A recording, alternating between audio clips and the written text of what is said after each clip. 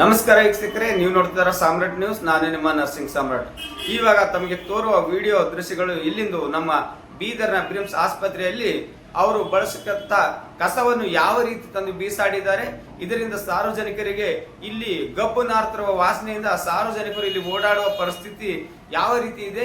ಇಲ್ಲಿ ಇನ್ನೂ ಒಂದು ಆಸ್ಪತ್ರೆಗೆ ಹೋಗುವ ಸಂದರ್ಭದಲ್ಲಿ ಇವರು ಬೀಸಾಡಿರುವಂತಹ ಕಸವನ್ನು ಸಾರ್ವಜನಿಕರ ಕಾಲಲ್ಲಿ ನಡುವ ಸಂದೇಶ ಕೂಡ ಇಲ್ಲಿ ತಾವು ನೋಡಬಹುದು. ಸಂಬಂಧಪಟ್ಟ ಅಧಿಕಾರಿಗಳು ಇದರ ಬಗ್ಗೆ ಗಮನ ಹರಿಸಿ ಇದಕ್ಕೆ ಬೇರೆ ಸುರಕ್ಷಿತ ಜಾಗದಲ್ಲಿ ಬೀಸಾಡಬೇಕು.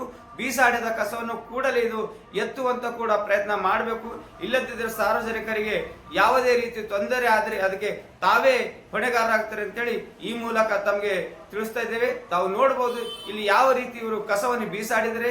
ಮತ್ತೆ ಇಲ್ಲಿ ಒಬ್ಬ ವಯಸ್ಸಾದ ಮುತ್ತೆ ಏನಪ್ಪಾ ಅಂದ್ರ ತನ್ನ ಹೊಟ್ಟೆಪಾಡಿಗಾಗಿ ಇದರಲ್ಲಿ ತನಗೆ ಬೇಕಾದ ಕೆಲವು ಸಾಮಗ್ರಿಗಳನ್ನು ತೆಗೆದುಕೊಳ್ಳುತ್ತಾ ಇದ್ದಾನೆ. ಅವನ ಕಾಲಿಗಾದ್ರೆ ಏನಾದ್ರೂ ಆದ್ರೆ ಯಾರು ಹೊಣೆಗಾರ ಎಂದು ಈ ಮೂಲಕ ತಮ್ಮ ಗಮನಕ್ಕೆ ತರಬಯಸ್ತಾ ಇದ್ದೇನೆ. ನಮಸ್ಕಾರ.